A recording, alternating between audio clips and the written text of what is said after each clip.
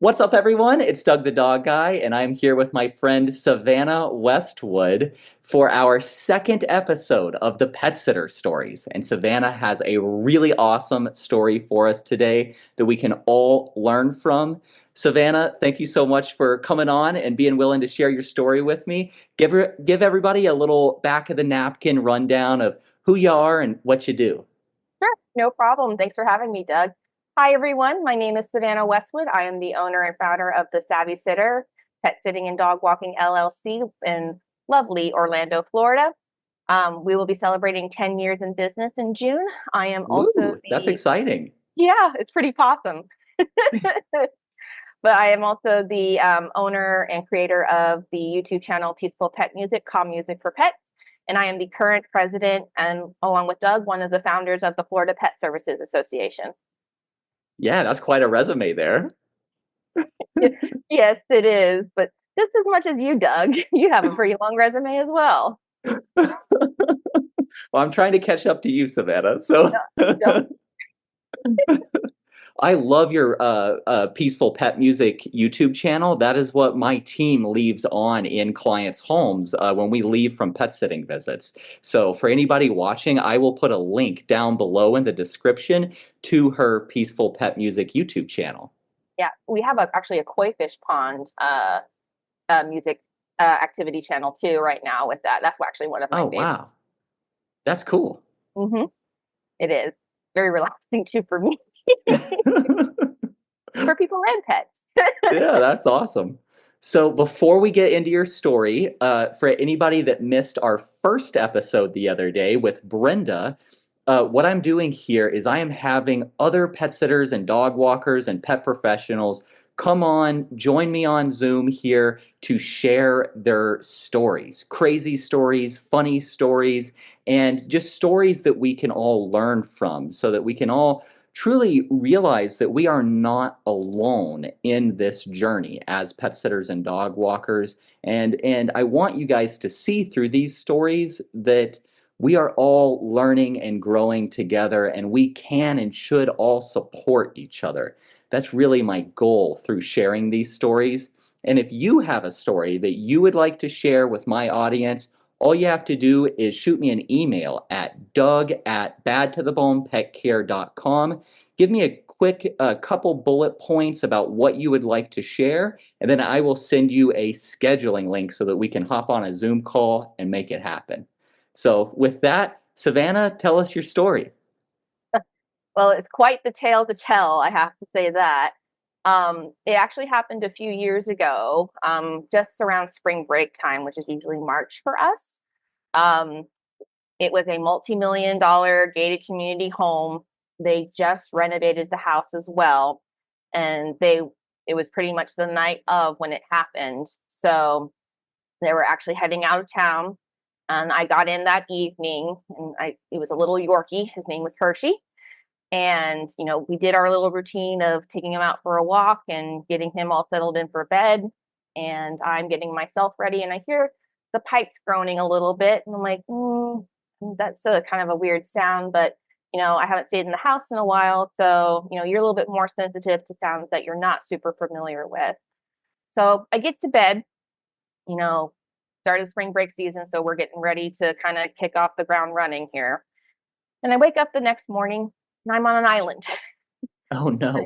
There is water pretty much everywhere around my bed, and Hershey is floating on his dog bed, like not a care in the No. word, fast asleep. So I'm wondering what the heck is going on, and I'm just not sure. And I put on my flip flops and the slapping the water as I'm looking for where the water is coming from. It was actually coming from the gym. It was all wooden floor, sadly. So it was like water kind of gushing out from the wooden panels. Oh And I'm no. just like, what the heck is going on here? So I called the client. They probably weren't even gone officially a full 12 hours. I'm like, hey, there's water coming out of the gym area. It's coming into kind of the living room and like where I'm staying at, pretty much. Where's your main water line? And she tells me where it is, and I immediately rush over to the side of the house outside and turn it off. And pretty much no more water, but now we have standing water in the house. And I don't know if it's black water or what type of water it is. I don't know if it's coming from the plumbing or if it's coming from, the septic tank or whatever. So I kind of got Hershey out in his routine. I got all my electronics and stuff up off the floor and out of the room and kind of blocked off Hershey.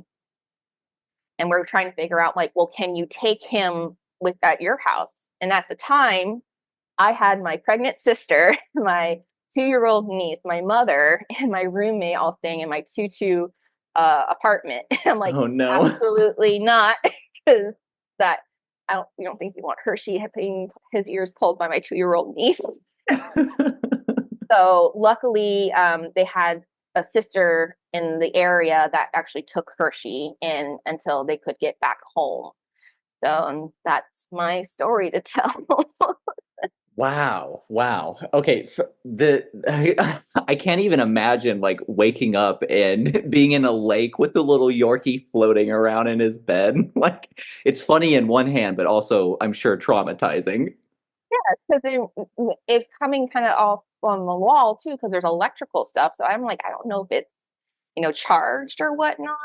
And Oh the client no. was starting to freak out. I'm like, what about mold and stuff like that? Is Hershey okay? I'm like, we're all okay. I just don't know about your house. Yikes. But and they can't Oh really man. do anything from afar, obviously. And they feel that extra sense of helplessness.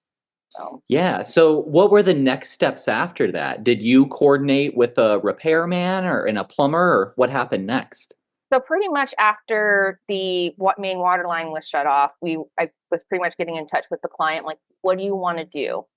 I obviously don't have that skill set to remove the water or the tools to do that safely. So she pretty much had their handyman for the house, come out pretty much after I left and pretty much got everything squared away, and they kind of made their way back home. So, but one of the things that we did after that incident happened is I made sure that all our clients had all the important functioning aspects of the house on our time to pet software. So, where's the circuit breaker? Where's the main water line? Who are your handyman or who's able to touch these things that you trust, like AC units? I can't tell you how many times I get the AC unit breaking in the middle of summer and I'm having to call Oh the yeah. AC guy. So, Yep. Been but I there, think it's done that. and I got the t-shirt too. So I actually have a few AC guys on standby. They're direct call. But I think it's important you're not just watching the pet, you're watching the house, Right. especially if you're staying in the house. So Yeah, yeah, that's a good point that as pet sitters, a lot of people think that we're just cuddling puppies and kittens and stuff, but we really are in charge of not only the lives of these pets, but their entire home and everything in the home. And that can be a lot of responsibility that I think a lot of people don't realize just the weight of that responsibility before they get into pet sitting. And then they have an instance like this, and it really shows them how important it is to get all of this information in writing. Who is your handyman? Do I have permission to contact your handyman if I'm not able to contact you as the client?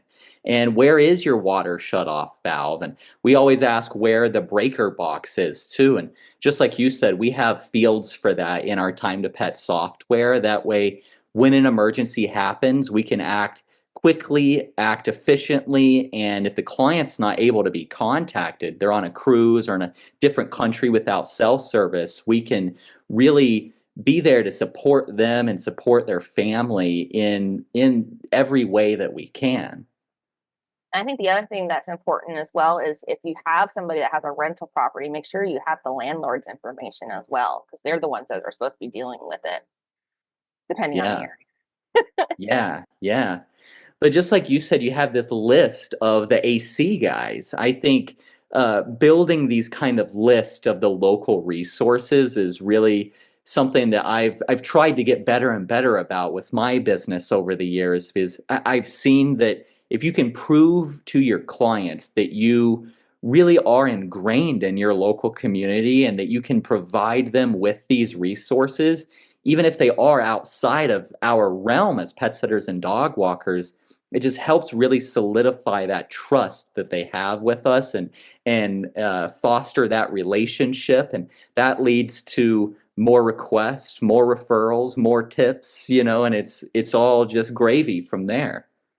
Definitely make sure you have a list of trusted people that service the home. So housekeepers, the AC guy, electrical, plumbing, anybody. It's always good to have that type of list on hand. Yeah, yeah. So, do you still take care of Hershey? Sadly, Hershey passed. Oh He's no. an old guy, but the Oh, client was forever grateful and was thankful that I sent the photos to them as well, as far as like, here's what it looks like, to describing it to them. But they were very thankful that I was able to call and manage when I did, at least solve the situation halfway for them. yeah, that's great. I know you have a team too. Do you train your team on how to deal with these instances, or do you kind of handle, emergency situations like this for your team? How is that structured in your business? Well, I think it all depends because we always deal with something different. Like you said, it's, the thing that we never would expect to deal with as a pet sitter. Um, but, at least we have the baseline of, if the AC unit goes out and then Time to Pet has that information for them, is like, hey, this is who they primarily use. Do you want us to get in touch with them as far as that is concerned? So, again, the reason why we have Time to Pet and have that information in there is so I don't necessarily have to step in unless it's something really, really, really unique.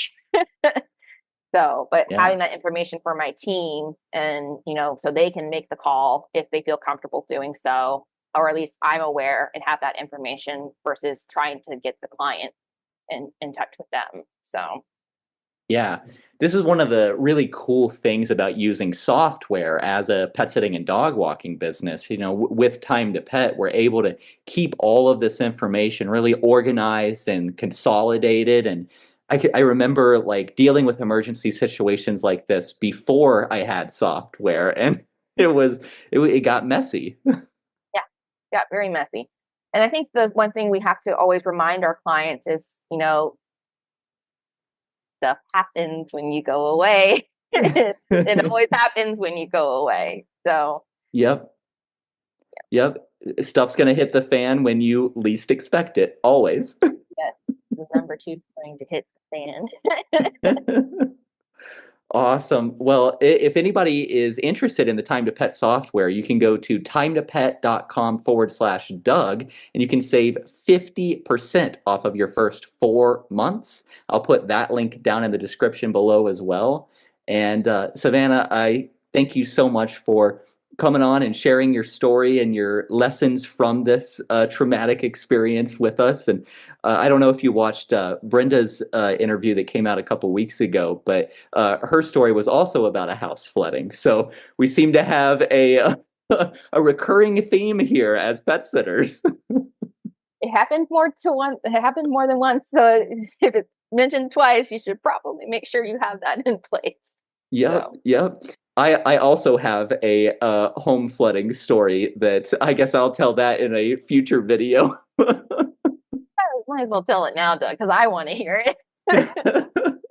It was one of my very first ever clients like 10 years ago. I was taking care of these two little like terrier mixes in this apartment, and the toilet like started like overflowing. Long story short, I'm going to really summarize this.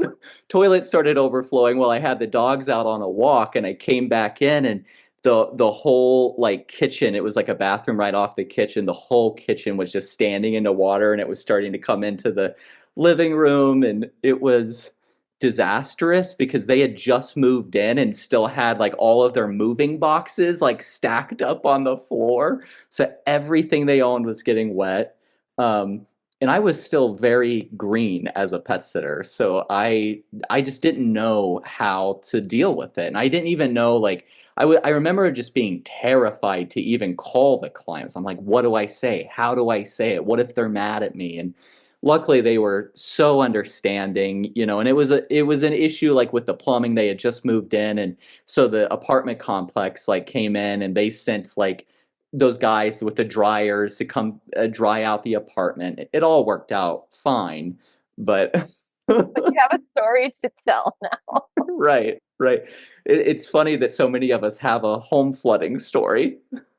Savannah, tell us a little bit about how people can learn more about you and follow you. You can check out our website at thesavvysitter.org. We're actually doing a revamp for the 10th year in business. And we also have our Instagram account and Facebook.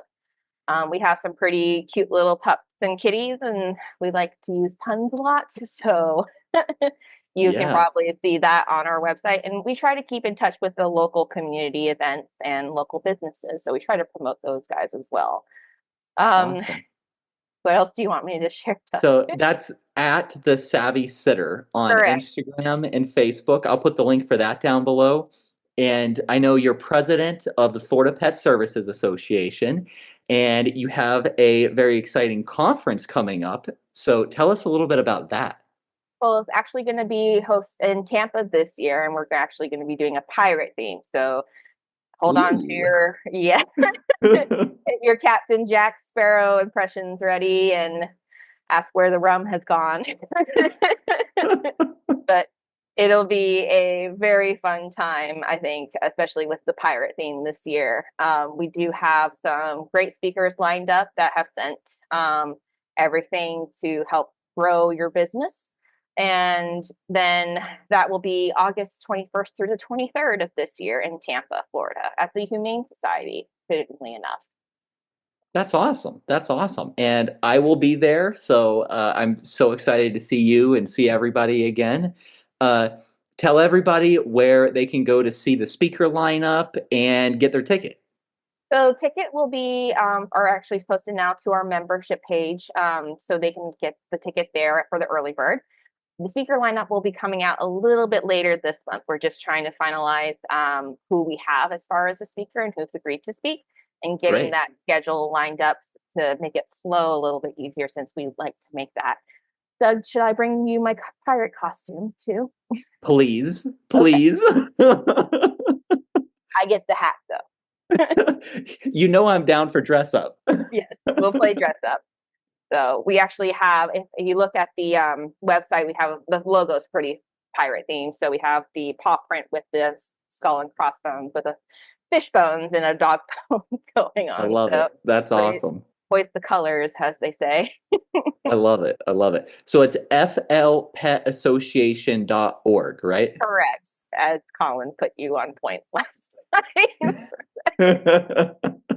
Yes, Awesome. So I will put the links to the Facebook page, the website, all of that down in the description below.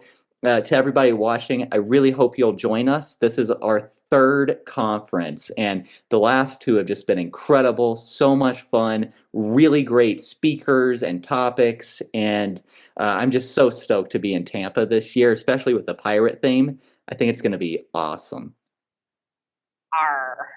Arr. R.